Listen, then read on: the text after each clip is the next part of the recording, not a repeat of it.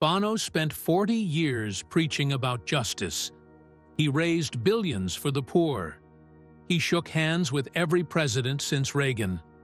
But in 2017, his name appeared in the Paradise Papers.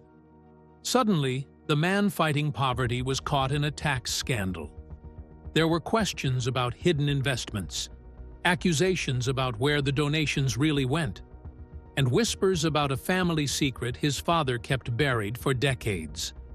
At 65, Bono walked onto a stage at Cannes and started talking. What he confessed left the audience standing in silence. Bono began life as Paul David Hewson on May 10, 1960, arriving at Rotunda Hospital in Dublin as the second child of Bob and Iris. His father worked long days as a Catholic postal worker, and his mother came from a Protestant family. And when the family moved to 10 Dowda Cedarwood Road just weeks after his birth, they stepped into a neighborhood that carried its own weight. Ballymon's north side in the early 1960s felt rough and crowded, filled with post-war housing blocks and the sound of people trying to make ends meet. Bono grew up watching his parents carry different traditions inside the same small home, and that mix shaped him even before he understood what it meant. His brother Norman was 8 years older, and the space between them only added to the feeling that Bono was growing up in his own little pocket of Dublin. Yet day after day, the tension between Catholic and Protestant voices in the city helped him build a sense of tolerance that later showed up in his music and in the way he looked at the world. As he got older, the blend of faiths at home kept following him. His parents had made a plan before he was born. The first child would be raised Anglican, and the second Catholic. But instead of choosing one path, Bono found himself attending both Church of Ireland and Catholic services. In a city where lines between the two often ran deep, this felt unusual. He went to a Protestant primary school first, then shifted to Mount Temple Comprehensive School, where different backgrounds mixed under one roof.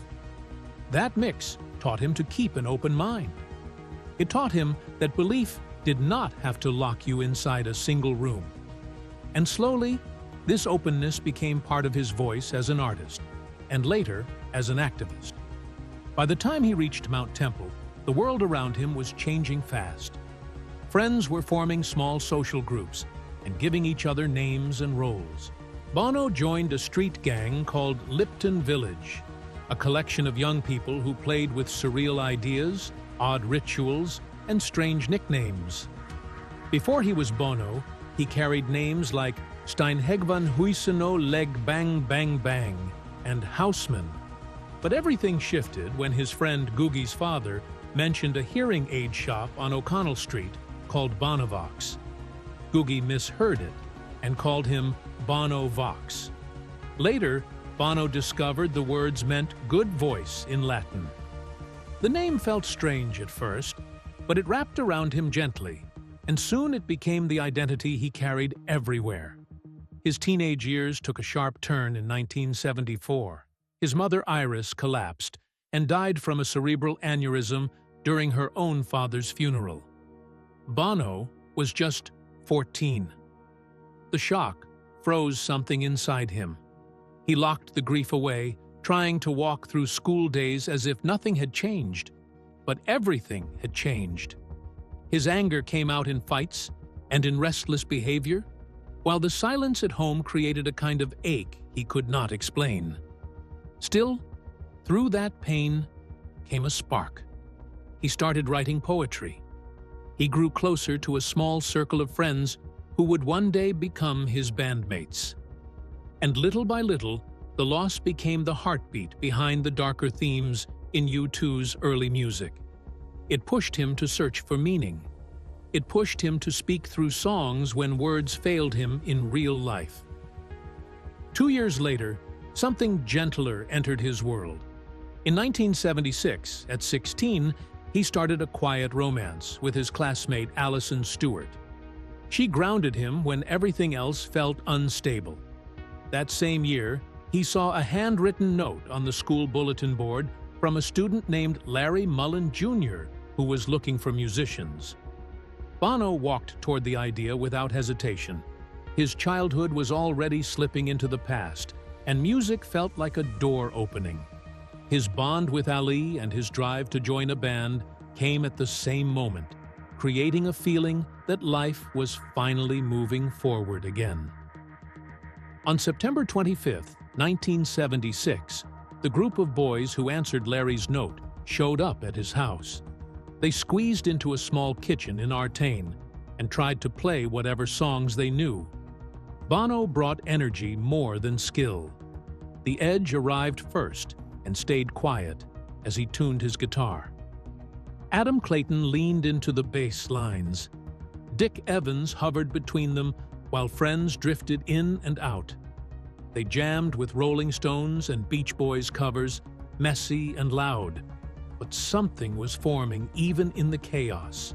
This meeting became the seed of U2, even though none of them could see it yet. Larry's parents worked around them, letting the noise fill the house, and the boys kept coming back because the feeling of making music together mattered more than how unpolished it sounded. They needed a name, so they called themselves Feedback. It was simple, the only musical word they all understood. They played early gigs under that name until they changed it to The Hype in April 1977. But as the months passed, Dick Evans moved on to college, and the remaining four boys leaned closer to original music instead of covers. Bono pushed against guitar solos and kept pushing for lyrics that came from the heart. Then, in March 1978, they searched again for a name. U2 appeared on a list written by Steve Averill. They did not love it. They just liked it the least. So they took it. That choice marked a shift. Suddenly, they felt like a real band with a future. Their early gigs were rough. During their first paid show at McGonagall's Pub in February 1978, the crowd jeered at them. The sound was shaky. Their nerves were obvious. But they kept going until the set was done. That stubbornness stayed with them. By 1981, when they toured the United States, they hit a moment that almost changed everything. After a show in Portland, Bono's briefcase disappeared backstage. Inside it were almost all the lyrics for their next album, October. The words were never found. Bono had to rewrite entire songs in a rush, and the pressure nearly crushed the band. More than 2 decades later, in 2004, a woman returned the briefcase after discovering it in her attic. She had no idea it had been stolen. The damage, though, had already shaped the album forever. Before that crisis, they had caught the attention of Island Records. In August 1979, they recorded demos at Windmill Lane Studios.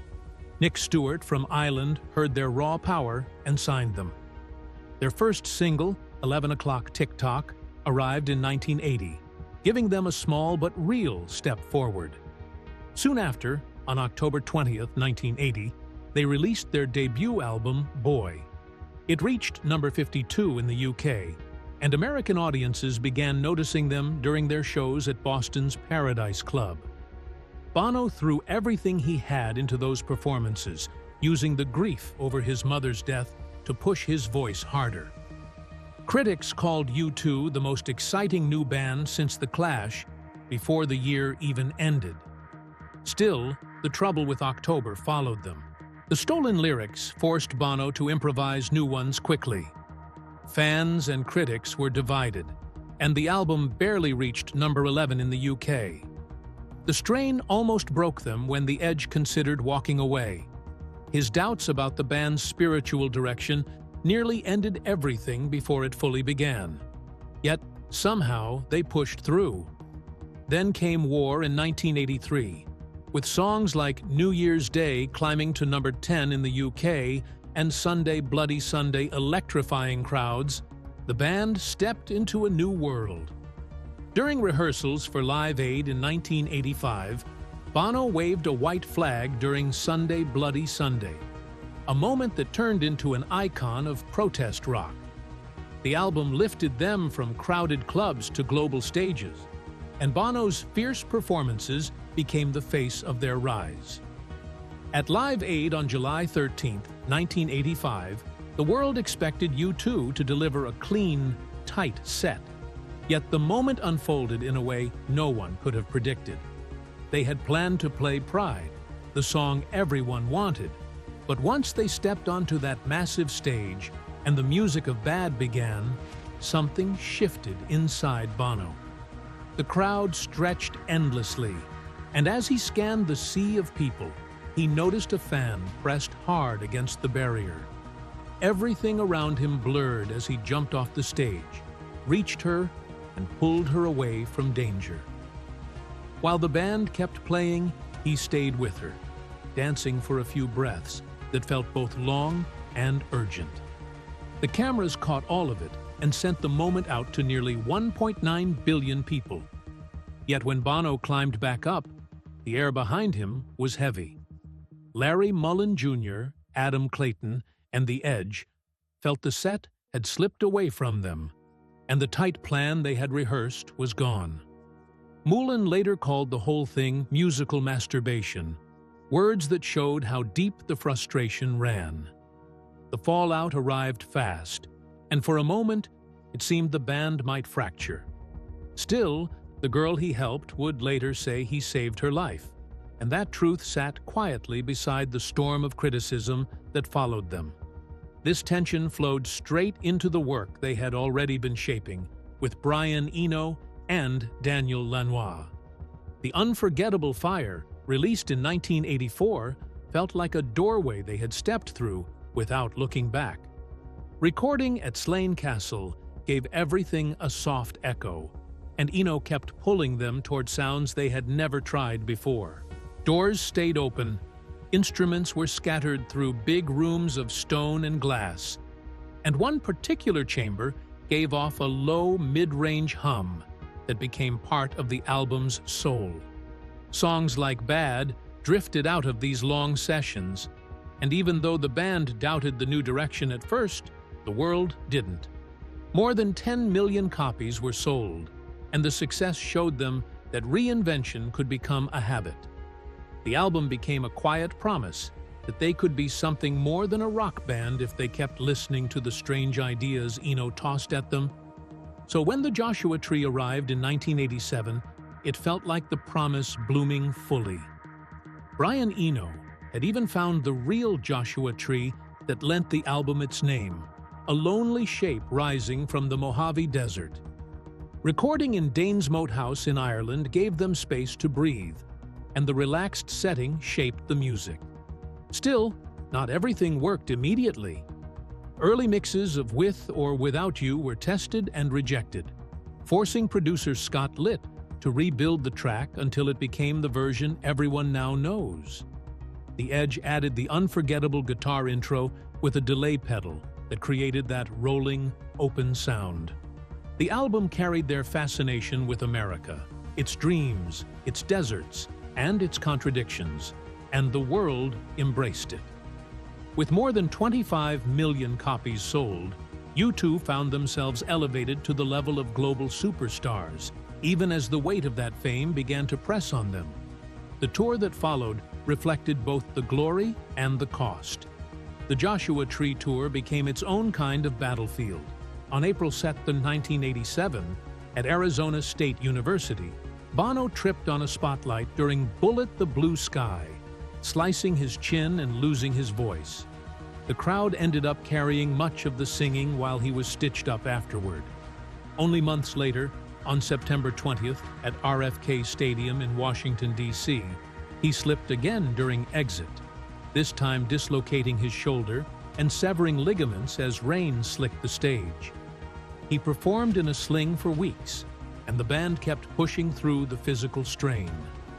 Every night felt bigger, yet behind it all they were growing more tired and more aware of how fragile the touring life really was. The pace left them drained, and the injuries added a tension the audience never saw, but the band felt deeply. Then the world cracked open on November 8, 1987. An IRA bomb exploded in Enniskillen. killing 11 people and injuring 63, and the news followed the band straight to their show in Denver. When they reached Sunday, Bloody Sunday, something inside Bono erupted. He stepped forward, voice shaking with anger, and shouted at the violence tearing apart the place he came from. He cursed the idea of romantic revolution, attacking the fantasy some Irish Americans held about dying for a cause without understanding the blood behind it. The moment was captured for Rattle and Hum and became one of the band's most raw public stands. It also brought threats, fear, and a wave of controversy.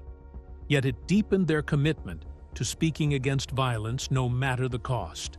But when Rattle and Hum finally arrived in 1988, all that earnest intention met a wall of hostility. Critics decided the band had crossed into ego rather than tribute. The New York Times called the project pure egomania. The Village Voice mocked them with awful embarrassment. Viewers were stunned when Bono's face appeared superimposed over Martin Luther King Jr. during MLK, a moment meant as reverence but received as arrogance. Even the band's attempt to merge with American legends like Bob Dylan and B.B. King was seen through a harsh lens. And Bono's claim that Dylan had encouraged the project made things worse. The sincere tone, the cowboy boots, the preacher-like stage presence pushed people away. Inside the band, fears spread that they might have finally taken one wrong step too many. They withdrew to rethink everything. Their collaboration with B.B. King on When Love Comes to Town was caught in this same storm. They recorded the track at Sun Studio in Memphis, a place loaded with history, and the song became a hit in Ireland and across the UK and US. Yet Bono introduced it live one night by saying it was a song Charles Manson stole from the Beatles, and they were stealing it back. Fans and critics mocked the line, calling it clumsy and unnecessary. Even though B.B. King later said he loved how the song brought him to a new audience, the controversy never quite faded.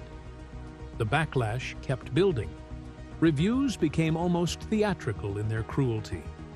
The Village Voice repeated their awful embarrassment judgment, and Melody Maker turned their spiritual tone into a punchline with headlines like The Lord's Prayer. Bono later admitted that Rattle and Hum felt like walking down a dead-end street, and the pain of that criticism pushed the band away from their earlier style.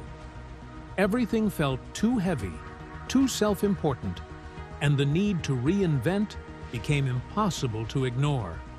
Even their pilgrimage to Sun Studio became tangled in criticism. They recorded God Part 2 there, and some listeners thought the line "Elvis is dead, but he's still alive" mocked the legend rather than honored him. They meant it as a reflection on myth and fame, but many saw it as another moment where U2 reached too far in trying to connect themselves with rock's past.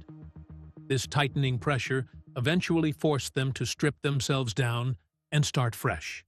Still, the numbers behind Rattle and Hum told another story. More than 14 million copies sold. Huge tours, massive attention. Yet inside the band, frustration grew. Bono's cowboy boots became symbols of the excess they felt stuck inside. Fans saw the cracks, critics called it contradiction, and by the end, the band knew they had reached the edge of something.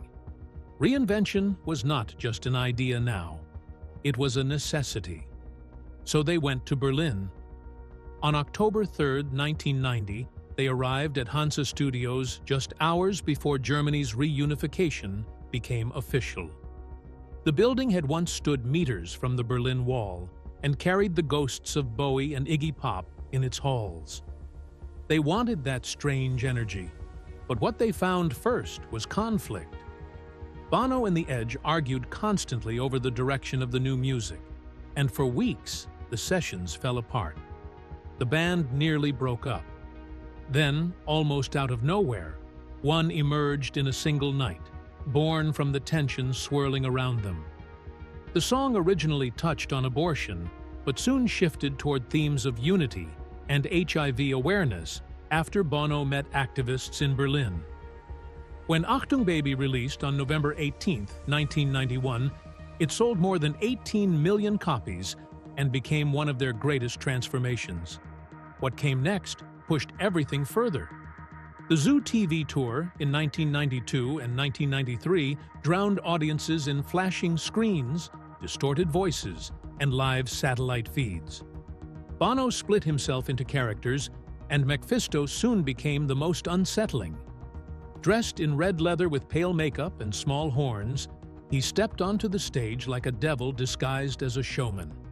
He prank-called world leaders, including Bill Clinton, and spoke in lines that twisted politics and celebrity into satire. Inspired by Goethe's Mephistopheles, Mephisto became a way for Bono to explore the emptiness behind fame. Years later, Bono would say he had to dismantle these masks as he neared 65, because the personas had begun to shape him in ways he no longer wanted. The tour itself grew out of something darker. During their European shows, U2 had watched the Gulf War unfold on Sky News, noticing how war reporting had become a strange form of entertainment. The band took that blurred line between truth and spectacle and built Zoo TV around it, creating a concert experience that felt like a warning about the world to come. They even recorded Zooropa on the road and added songs to the set as the tour evolved. With 157 shows and more than $100 million in gross revenue, the tour changed how concerts could feel. It became a mirror of media overload long before the internet transformed attention forever. Each night, often closed with Love is Blindness, performed as Mephisto. The gold suit, the twisted lullaby tone, the way the audience seemed suspended between irony and sincerity made it unforgettable. Afterward, they often played Elvis Presley's Can't Help Falling in Love, letting hope slip back in after all the chaos. They performed this encore 155 times, and after the tour ended, the song almost disappeared from future set lists, becoming something rare and haunted. When the tour finally stopped, the band poured themselves into a side project with Brian Eno called Passengers, releasing original soundtracks one in 1995. These were songs for imaginary films, pieces that floated between dreams and experiments.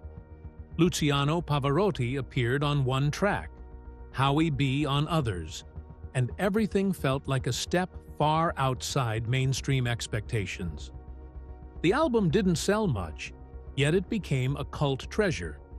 It showed a band willing to chase ideas without worrying who might follow, and it helped them loosen the last grip of the earnestness that once defined them. The Pop Mart tour was supposed to feel larger than life, and in 1997, the band leaned into that idea with a giant mirror ball lemon that looked bold from a distance and almost playful up close. In Oslo on June 27th, the crowd filled Valle Hovin Stadium expecting that moment when the doors would open and the band would step out like they were arriving from another world. Instead, the doors jammed and everything froze. People saw shadows inside the 40-foot lemon as Bono, The Edge, Adam Clayton, and Larry Mullen Jr. tried to figure out what was happening. Minutes kept slipping by, and the tension grew because the audience expected a spectacle. Yet the prop simply would not listen. Nearly 2 hours passed before a small hatch at the back finally opened, and the band crawled out. More than 40,000 fans witnessed it, and the story spread fast. Later, when the same lemon malfunctioned in Sydney and Osaka, the band quietly retired it for several shows. But the memory stayed. Spinner called it one of rock's most embarrassing stage moments, and the media repeated it for years. The tour had already started on uneven ground. When the Pop Mart opener took place in Las Vegas on April 25, 1997, the pressure was enormous because Celebrities, critics, and journalists filled the crowd, waiting to judge everything.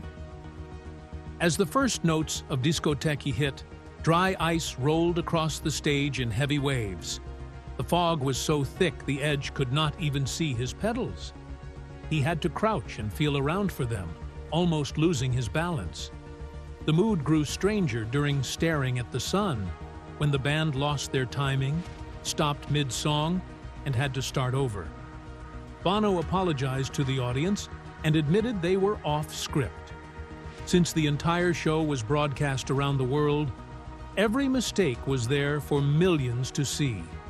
And those early stumbles made the band feel the weight of their own ambition. Years later, the spotlight shifted from stage mishaps to financial headlines. In 2006, U2 moved the tax residence of their band companies to the Netherlands after Ireland capped its artist tax relief at €250,000. The move was legal, but caused outrage during a harsh recession. Many fans wondered how a band that talked loudly about justice could relocate money so quietly. Irish citizens were struggling with austerity and felt abandoned. The story appeared everywhere, and DW broke down exactly how it fit into a long pattern of celebrity tax planning. Then the Paradise Papers arrived in 2017, and suddenly Bono's name appeared again. The leak revealed he was a minority investor in a Lithuanian shopping mall that had avoided around €47,000 in local taxes through questionable methods. The company posted a €3 million loss one year and then turned a profit without paying the usual 15% tax.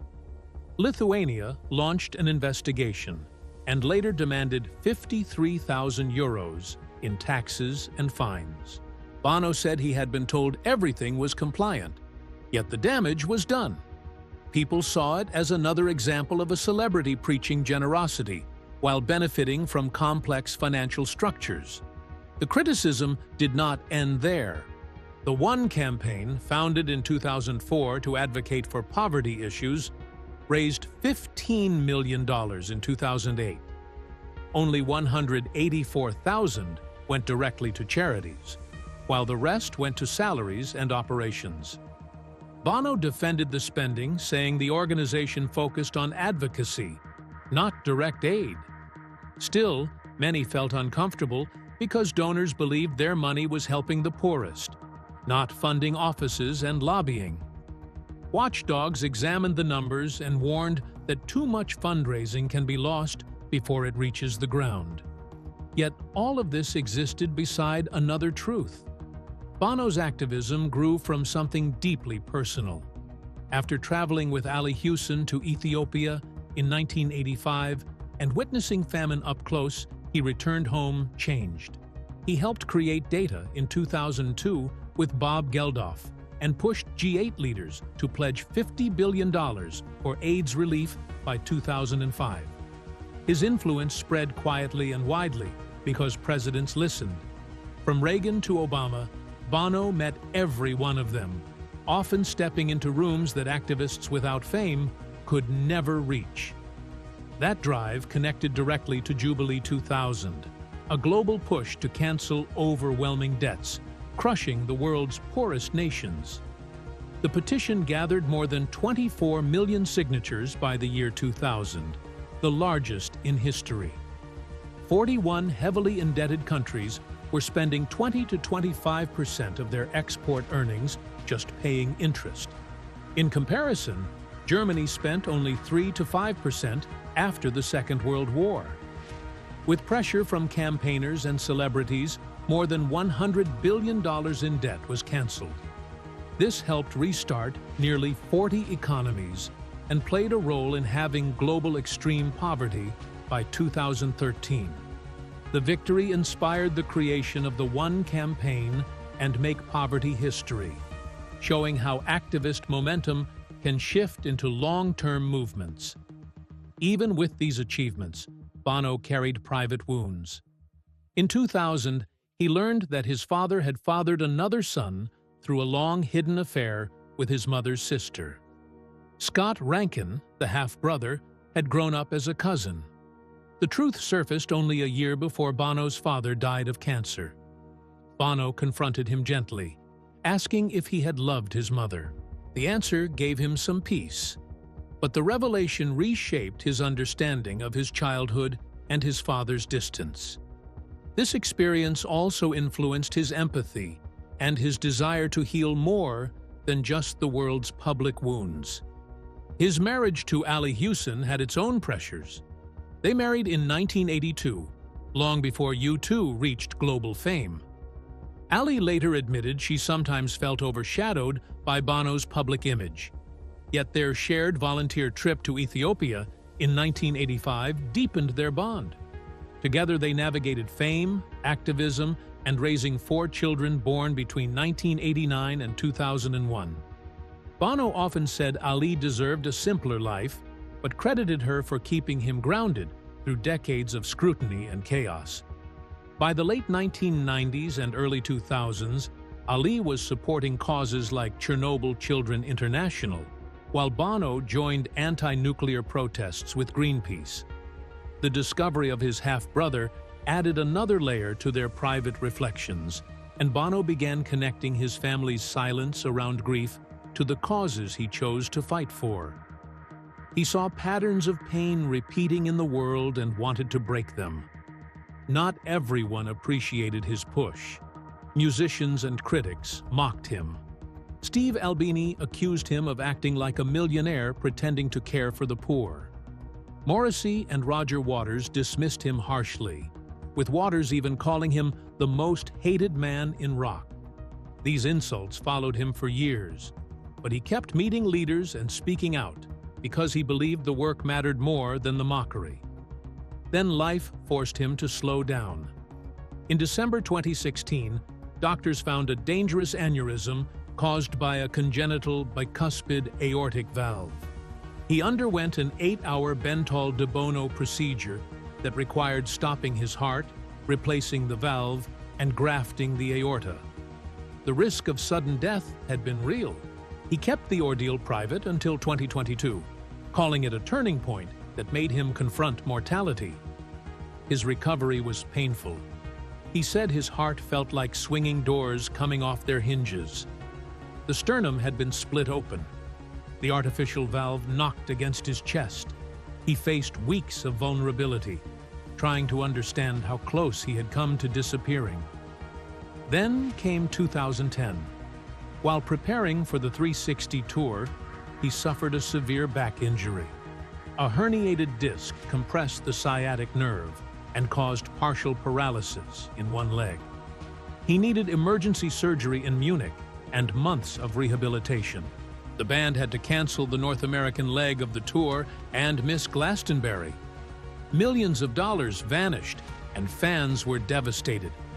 Bono later admitted the injury broke his spirit for a while. Throughout the 360 era, physical strain continued. His shoulder, injured back in 1987, never fully healed. He trained constantly to keep performing.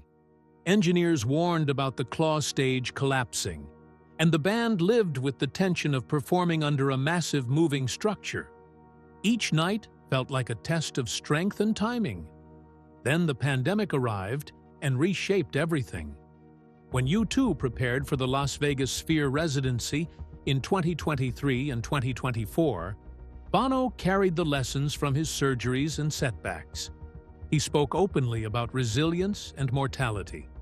The Sphere's visuals created a new kind of performance, but beneath the spectacle was a man trying to breathe truth into every moment. By the time Stories of Surrender premiered at Cannes in May 2025, Bono was 65. The film opened with black and white imagery and a raw tone that peeled away his rock star armor. Critics stood for 6.5 minutes. The Rotten Tomatoes score settled at 75%. People admired the intimacy. Bono performed with only a cellist and a harpist, letting simplicity carry the weight of decades. The film revealed how fame once conflicted with his identity.